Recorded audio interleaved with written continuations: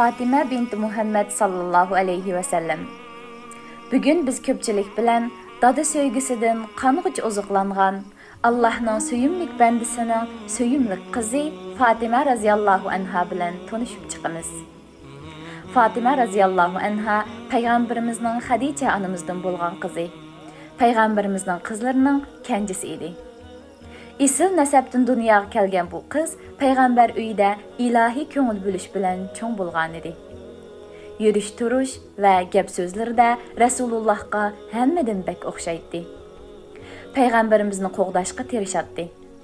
Dadısının Allah'ның dinini yetkizиш yolda tartqan japa muşaqqatlarını körüp çoğ bolğan bu köyümçan kız dadısıga "Dadıcanım, men sana yardım bermen" deydi. Fatima raziyallahu anha iradilik, intayin sevircan, yardım süyer ve qanaatcan bir kız idi. Peygamberimiz Fatima'nın razılıqı mening razılıqım, g'azibi mening g'azibimdir. Kimki Fatima'ni razı qilsa, meni razı qilgan boludu. Kimki uni xaf qilsa, meni xaf qilgan boldu degan edi. Va yana dunyodagi ayollarning eng kattasi bo'lganidek, jannat ayollarining mu eng kattasidir degan edi. Bu nima degan buyuk sharaf ha? Fatima raziyallahu anha Peygamberimizning oldida cho'ng bo'lgan bolalarning ichida iymon aytgan tunji kishi bo'lish sharafiga erishgan. Shundaqla har vaqt Peygamberimizning yenidan o'rin olgan Ali raziyallahu anhuga yotliq bo'ldi. Ularning to'yi to'yluqqa oz berilgan, ammo nihoyat barakatlik va muborak bo'lgan to'ylarning biri edi. Rasululloh ularning to'yida muborak bo'lsin, Alloh sizlarga nurg'un solih farzandlarni bersin deb duo qilgan edi. Degandek, ularning nasli rahmatning ochqichi va hikmatning buluqi bo'ldi.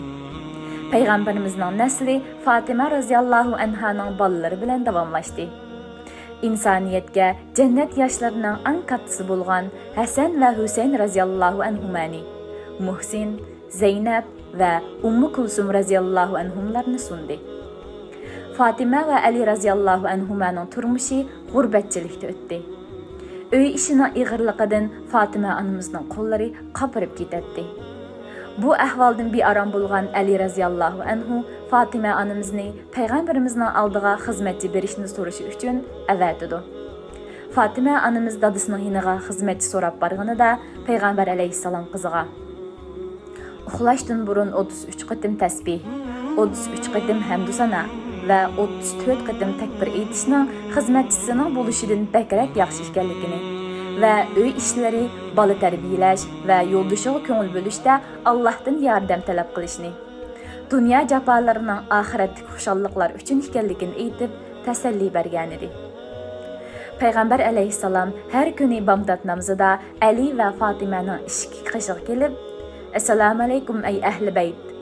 Namazga turinglar. Namazga turinglar. Namazga turinglar" deb uyg'otdi. Peygamberimiz qizini shu qadar yaxshi ko'radiki, safardan kelganida masjidda 2 rakat namoz o'qigandan keyin avval Fatima onamizning qishiga boradi. Ondan ayollarning qishiga boradi.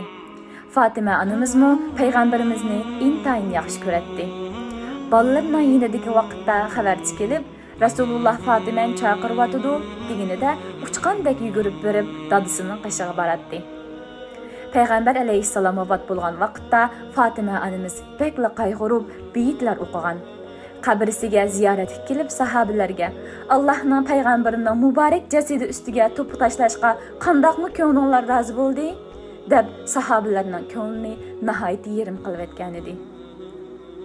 Uningga tasalli berdigan birli narsa otasining mening orqamdan ahli bayt ichida eng tiz bordig'ini siz bo'lasiz degan so'z edi. Degandek Fatima anamiz og'rib yetib qoldi. Peygamberimizning vafotidan 5 oy keyin oxiratga safar qildi. Islomda tavut qo'yilib qabriga ilib berilgan tunji ayol kishining miti uning miti bo'ldi. Fatima anamiz vafot bo'lganda andila 29 yoshda edi.